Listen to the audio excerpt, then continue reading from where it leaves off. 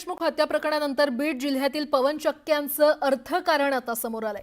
यातच पोलीस प्रशासन हे शेतकऱ्यांना मदत न करता पवन चक्की कंपन्यांना मदत करून शेतकऱ्यावर दमदाटी धमकावणं असे प्रकार समोर आलेले आहेत। बीडच्या चौसाळा परिसरातील कानडी घाट इथे पवन चक्कीसाठी पोलीस शेतकऱ्याला चक्क तुझं कॅरेक्टर खराब करेल असा धमकी देतानाचा व्हिडिओ सोशल मीडियावर व्हायरल झालाय। हा पोलीस कर्मचारी तुझं कॅरेक्टर खराब करून टाकेल अशी धमकीच देत असल्याचं व्हिडिओमध्ये दिसतंय। या प्रकारामुळे शेतकरी भयभीत झाले असून ज्यांच्याकडून न्यायाची अपेक्षा आहे तेच पोलीस अशा प्रकारे धमकवत असल्यानं न्याय कुणाकडे मागावा असा सवाल उपस्थित केला जातो। आणि याच संदर्भात अधिक माहिती देत आहेत आमचे प्रतिनिधी सुरेश जाधव आपल्यासोबत जोडले गेलेले आहेत। सुरेश, काय अपडेट?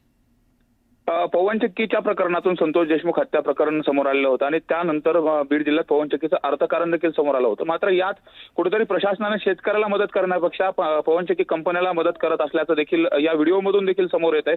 जे शेतकरी आहेत ते शेतकरी त्यांच्या शेतामध्ये जे टावर उभारणी चालू आहे त्याचा मावेजाही त्या शेतकऱ्यांना मिळालेला नाही आणि त्या संदर्भामध्ये ते शेतकरी यांनी अगोदरही अनेक वेळा अर्ज केले। मात्र काम सुरू करण्याच्या अनुषंगाने पवन चक्की कंपन्यांनी पोलिसांचं प्रोटेक्शन घेतलं।